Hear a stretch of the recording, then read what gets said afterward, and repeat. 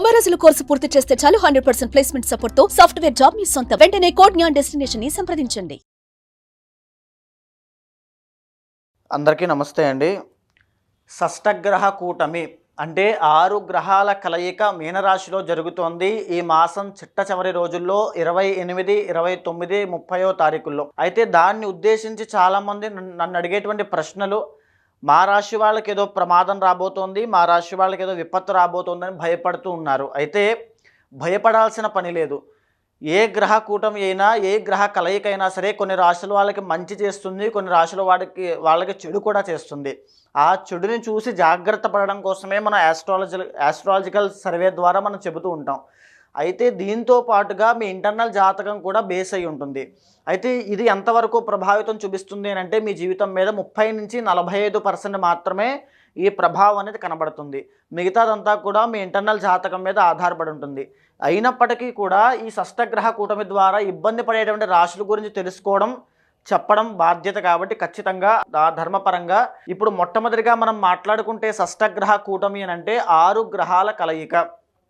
6 గ్రహాలు మీనరాశిలో కలవబోతున్నాయి. ఉదాహరణకి ఇప్పుడు ప్రస్తుత గ్రహ సంచారము శుక్రుడు, రాహువు, బుధుడు, చంద్రుడు కలిసి మీనరాశిలో సంచరిస్తూ ఉన్నారు. రవి మార్చి 15వ తారీఖు తర్వాత మీనంలోకి వెళ్ళబోతున్నాడు. శని మార్చి 30వ తారీఖు తర్వాత మీనంలోకి వెళ్ళబోతున్నారు. మొత్తం అన్నీ కలిసి 6 గ్రహాలు మీనరాశిలో కలవబోతున్నాయి. దాన్నే షష్టగ్రహ కూటమి అంటారు. అయితే దీనివల్ల కొన్ని రాశుల వాళ్ళకి రాజయోగం పడుతుంది, ఎక్సలెంట్ రిజల్ట్స్ అనేవి ఉంటాయి. అది కూడా మనం ఆల్రెడీ మాట్లాడుకున్నాము. అయితే ఇప్పుడు ఎవరికెవరికి కాస్త ఇబ్బందులు ఉంటాయో కూడా చెప్పుకుందాము. మరీ ముఖ్యంగా ఫస్ట్ ఆఫ్ ఆల్ ఏదైతే రాశిలో ఈ షష్టగ్రహ కూటమి పడుతుందో ఆ రాశి అయిన మీన రాశి వాళ్ళకి ఖచ్చితంగా ఫస్ట్ ఇబ్బంది పడేటువంటి వాళ్ళు. ఎందుకు అని అంటే స్వరాశిలో షష్టగ్రహ కూటమి పట్టడం వల్ల, అందులోనూ వాళ్ళకి ఏలినాటి శని నడుస్తూ ఉండడము, ఆ షష్టగ్రహ కూటమి పట్టేటువంటి రోజునే ఈ శని కూడా ట్రాన్సిట్ అవ్వడము, జన్మశని ప్రారంభం అవ్వడం చేత ఆరోగ్యపరంగా చాలా జాగ్రత్తగా ఉండాలి. ఒక్కటి గుర్తుపెట్టుకోండి, ఈ మాసంలో ఆ 15 రోజుల ముందు కానీ 15 రోజుల తర్వాత కానీ దూరపు ప్రయాణాలు ఏది చేయొద్దు. ఆరోగ్యం పట్ల ప్రత్యేకమైన శ్రద్ధ తీసుకోండి. మీరు ఏ వయసు వాళ్ళైనప్పటికీ కూడా మీనరాశి వాళ్ళు తప్పకుండా మీకు ఏవైనా ఆరోగ్య సమస్యలు ఉంటే వాటి పట్ల ప్రత్యేకమైన శ్రద్ధ, లేకపోతే కూడా ప్రత్యేకమైన శ్రద్ధ ఖచ్చితంగా అవసరము. ఇలాంటి గ్రహ కలయికలు వచ్చినప్పుడు ఖచ్చితంగా ఏదో ఒక ఆరోగ్య సమస్యకి సంబంధించిన పునాది ఇక్కడే పడుతుంది. మన లోపల తెలియకుండా ఒక ఆరోగ్య సమస్య స్టార్ట్ అవ్వడం లాంటివి జరుగుతాయి. కాబట్టి తప్పకుండా జాగ్రత్త చాలా అవసరము. ఇకపోతే అదే మీనరాశి వాళ్ళకి ఈ యొక్క దృష్టి, ఇక్కడ కేతు సంచరిస్తూ ఉన్నారు, ఈ దృష్టి 7th హౌస్ మీద పడడం వల్ల ఎవరైతే మీనరాశి వాళ్ళు, ఆల్రెడీ మీనరాశి అంటే బిజినెస్లోనే ఎక్కువ ఉంటారు, ఆల్రెడీ మనం చెప్పుకున్నాము. బిజినెస్లో ఎక్కువ ఉండేటువంటి మీనరాశి వాళ్ళు ఆ బిజినెస్లో నష్టాలు చూడడం కానీ, లేకపోతే 7th హౌస్ కాబట్టి వైవాహిక జీవితంలో ఎఫెక్ట్స్ రావడము, అంటే భార్యాభర్తల మధ్యలో విరోధం ఏర్పడడం లాంటివి జరిగే అవకాశం ఉంటుంది. ఎవరైనా వివాహమైన వాళ్ళు మీనరాశి వాళ్ళు తప్పకుండా వైవాహిక జీవితంలో శ్రద్ధ వహించండి. అంటే అగ్రెసివ్గా వెళ్ళొద్దు. భార్యాభర్తల మధ్యలో ఏవైనా చిన్న చిన్న ఇబ్బందులు వచ్చినా వాటిని సామరస్యంగా కూర్చొని కాంప్రమైజ్ అవ్వడానికే చూసుకోండి తప్ప ఏది కూడా రఫ్గా వెళ్ళొద్దు. వెళ్ళారంటే ఇద్దరి మధ్యలో క్లాషెస్ అనేవి ఇక్కడి నుంచే స్టార్ట్ అవుతాయి, అది ఎక్కడికైనా దారి తీయచ్చు. కాబట్టి ఈ పీరియడ్ ఆఫ్ టైంలో వెరీ కేర్ఫుల్గా ఉండాలి. అండ్ మస్ట్ అండ్ షుడ్గా ఇంటర్నల్ జాతకం చూసుకోవాలి. ఎందుకంటే ఇంటర్నల్ జాతకం మీద మిగతా పర్సెంట్ ఆఫ్ లైఫ్ అంతా ఆధారపడి ఉంటుంది. కాబట్టి ఆ దశ అంతర్దశలు చూసుకుని అక్కడ కూడా ఏమైనా దోషం ఉంది అనుకోండి, ఖచ్చితంగా ఇబ్బందులు ఉంటాయి. కాబట్టి ఆ దోషం లేకుండా ఈ దోషం ప్రభావం తగ్గడానికి తగినటువంటి శాంతి పరిహారములు వెంటనే ఆచరించండి. గొప్ప ఉపశమనాన్ని పొందుతారు, భయపడాల్సిన పని లేదు. ఇక మేషరాశి వాళ్ళకి సెకండ్ ప్రిఫరెన్స్ అండి. ఎందుకనంటే వాళ్ళకి ఇబ్బంది పడేది, వీళ్ళకి 12వ స్థానంలోని షష్టగ్రహ కూటమి పడుతోంది. ఎవరైతే మేషరాశి వాళ్ళు విదేశాల్లో ఉంటున్నారో వాళ్ళకి ఇబ్బందులు వచ్చే అవకాశం ఉంటుంది, లేదా విదేశాలు వెళ్ళాలి అనే ప్రయత్నం చేసే వాళ్ళకి ఇబ్బందులు వచ్చే అవకాశం ఉంటుంది. లేకపోతే ఏదైనా లిటిగేషన్స్లో ఇరుక్కోవడము, కోర్టు సమస్యలు ఇరుక్కునేటువంటి అవకాశాలు ఎక్కువ ఉంటాయి. లేదు అనుకుంటే గవర్నమెంట్ పరంగా ట్యాక్సెస్ కానీ, పెనాల్టీస్ కానీ, ఫైన్స్ కానీ, పనిష్మెంట్స్ కానీ ఇలాంటి సమస్యల్లో ఒక తెలియని కొత్త సమస్యలు ఇరుక్కునే అవకాశాలు మేషరాశి వాళ్ళకి కనబడుతున్నాయి. కాబట్టి ఆ విషయంలో చాలా జాగ్రత్త. ఏవైనా తగాదాల్లో కానీ, కలహాల్లో కానీ ఇరుక్కునే పరిస్థితి వస్తోంది అనుకుంటే ముందుగానే కాంప్రమైజ్ అయ్యి కాస్త సేఫ్ సైడ్గా ఉండడం చాలా మంచిది. తగిన ఇంటర్నల్ జాతకం చూసుకుని తగినటువంటివి చేసుకోవడం చాలా అవసరము. అయితే ఇక చూసుకుంటే కనుక మిథున రాశి మూడవది. ఎందుకనంటే మిథున రాశి వాళ్ళకి 10వ స్థానంలో పట్టబోతోంది. ఒకవేళ మిథున రాశి వాళ్ళకి ఇంటర్నల్ జాతకంలో అమాత్య కారక గ్రహం చాలా బాగుంది అనుకోండి, ఈ 10వ స్థానంలో పట్టబోయే షష్టగ్రహ కూటమి వీళ్ళ యొక్క కెరీర్ని ఎక్కడికో తీసుకెళ్ళిపోతుంది. గొప్ప హైప్స్ అనేవి చూస్తారు. ఒకవేళ ఇంటర్నల్ జాతకం కనుక బాగా లేదు, గ్రహ దోషాలు చాలా ఉన్నాయి, దశాంతర్దశలు ప్రస్తుతం చాలా వీక్గా ఉన్నాయి అనుకుంటే కనుక ఈ యొక్క దశమ స్థానంలో పట్టేటువంటి షష్టగ్రహ కూటమి వల్ల కెరీర్ అంతా కూడా డౌన్ఫాల్ అనేది చూస్తారు. సో బేస్డ్ ఆన్ ఇంటర్నల్ జాతకమే అది డిసైడ్ అవుతుంది. ఎయిదర్ హైపా లేకపోతే డౌన్ఫాల్ అనేది మిథున రాశి వాళ్ళకి కనబడుతోంది. ఇకపోతే కర్కాటక రాశి. ఎందుకు అని అంటే కర్కాటక రాశి వాళ్ళకి 9వ స్థానంలో పట్టబోతోంది. అంటే భాగ్యము, డబ్బు.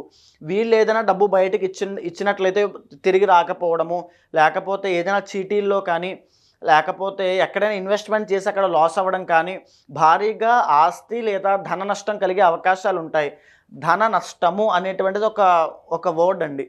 మీ ఇంటర్నల్ జాతకంలో యోగం చాలా బాగుంటే ధన లాభం కూడా కలగచ్చు.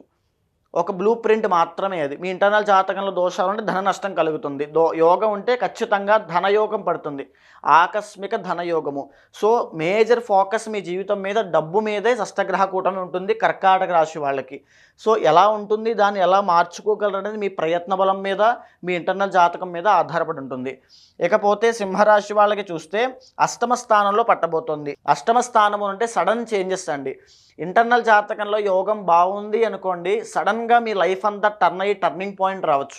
మీ జీవితం అంతా కూడా పట్టిందల్లా బంగారం అయ్యేటువంటి మధుర క్షణాలు రావచ్చు. లేదు అనుకుంటే ప్రమాదాలు జరగచ్చు. ఇంటర్నల్ జాతకంలో దోషం ఉంటే ఖచ్చితంగా అష్టమస్య ప్రాణ సంకట. సో ఖచ్చితంగా దూర ప్రయాణాలని అవాయిడ్ చేయండి. ఏదైనా ప్రయాణాలు కానీ, లేకపోతే ఆరోగ్య సమస్యలు తెచ్చిపెట్టేటువంటి ఏదైనా పనులు కానీ ఉంటే అవన్నీ అవాయిడ్ చేయండి. చాలా జాగ్రత్తగా ఈ మాసము, వచ్చే మాసం కూడా చాలా జాగ్రత్తగా ఉంటే చాలా మంచిది. ఇకపోతే వృశ్చిక రాశి. ఎందుకు అంటే వృశ్చిక రాశి 6th ప్రిఫరెన్స్ వీళ్ళకి 5వ స్థానంలో పట్టబోతోంది. వృశ్చిక రాశి వాళ్ళకి మేజర్గా సంతానం మీద ఇబ్బంది ఉంటుంది. సంతానం కోసం ప్రయత్నం చేస్తున్న వాళ్ళు, లవ్ మ్యారేజ్ కోసం ప్రయత్నం చేస్తున్న వాళ్ళు, ప్రేమ వ్యవహారాల్లో ఇబ్బంది పడే వాళ్ళకి ఇంటర్నల్ జాతకం బట్టి అవి కలవచ్చు, కొంతమందికి విడిపోవచ్చు. బికాజ్ దాని ఎఫెక్ట్ అంతా కూడా 5th హౌస్ మీద ఉంటుంది. కాబట్టి సంతానం మీద, వాళ్ళ యొక్క బిహేవియర్ మీద, వాళ్ళ నడవడిక మీద, తర్వాత వాళ్ళకు వచ్చేటువంటి డబ్బు మీద, తరువాత వాళ్ళ లవ్ మీద ఆధారపడి ఉంటుంది. దాని మీదే ఫోకస్ అనేది ఎక్కువ ఉంటుంది. బేస్డ్ ఆన్ ఇంటర్నల్ జాతకం, భయపడాల్సిన పని లేదు. ఇకపోతే ధనస్సు రాశి మనం తీసుకుంటే కనుక 7th ప్రిఫరెన్స్. ధనస్సు రాశి వాళ్ళకి 4వ స్థానంలో పడుతోంది. పెళ్ళైన తర్వాత కుటుంబం ఉంటుంది కదా, భార్య పిల్లలు.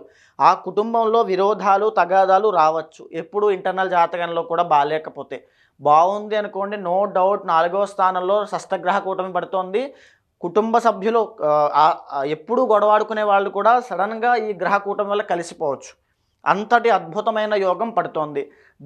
ఇది మీకు ఎలా ఎఫెక్ట్ చేస్తుందో తెలియాలంటే మీ ఇంటర్నల్ జాతకం ఖచ్చితంగా చూసుకోవాలి. అది మాత్రం వాస్తవము. అయితే ఇక కుంభరాశి తీసుకుంటే సెకండ్ హౌస్లో పడుతోంది. కాబట్టి ధనస్థానము, తర్వాత వాక్కు స్థానము, కుటుంబ స్థానము, విద్యా స్థానంలో ఈ యొక్క షష్టగ్రహ కూటమి పడుతోంది. మీకు యోగం బాగుంది అనుకోండి, మీరు చదువుకున్న విద్యకి తగినటువంటి ప్రతిఫలాన్ని, రిఫ్లెక్షన్ని జీవితంలో అద్భుతంగా చూస్తారు. మీరు మాట్లాడే మాట వల్ల విపరీతమైన డబ్బులు సంపాదిస్తారు. తర్వాత మీరు దాచుకున్న డబ్బులు ఇంకా రెట్టింపు అవుతాయి. అంటే అది ఏదో విధంగా ఆకస్మిక ధనలాభం అనేటువంటి చూస్తారు. లేకపోతే ఏదో విధంగా నూతన వాహన యోగము, వస్తు లాభము, ద్రవ్య లాభం లాంటివి చూస్తారు.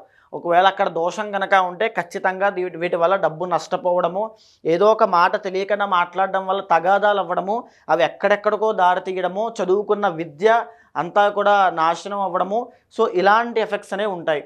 సో ఏది ఏమైనప్పటికీ కూడా ఇందాక మనం ఆల్రెడీ ఇంకొక వీడియోలో ఏ రాశుల వాళ్ళకి రాజయోగం పట్టబోతుందో కూడా మనం ఆల్రెడీ తెలుసుకున్నాము.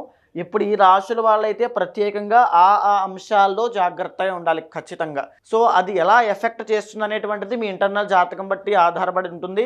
మీరు మాత్రము ఖచ్చితంగా మీ ప్రయత్నపూర్వకంగా ఎలాంటి అగ్రెసివ్ పనులు చేయకుండా సేఫ్ సైడ్గా ఇప్పుడు నేను చెప్పిన రాశి వాళ్ళు ఉండడం చాలా మంచిది. సుమన్ టీవీలో మీ పర్సనల్ అండ్ బిజినెస్ ప్రమోషన్స్ కోసం కింది నెంబర్కి కాంటాక్ట్ చేయండి.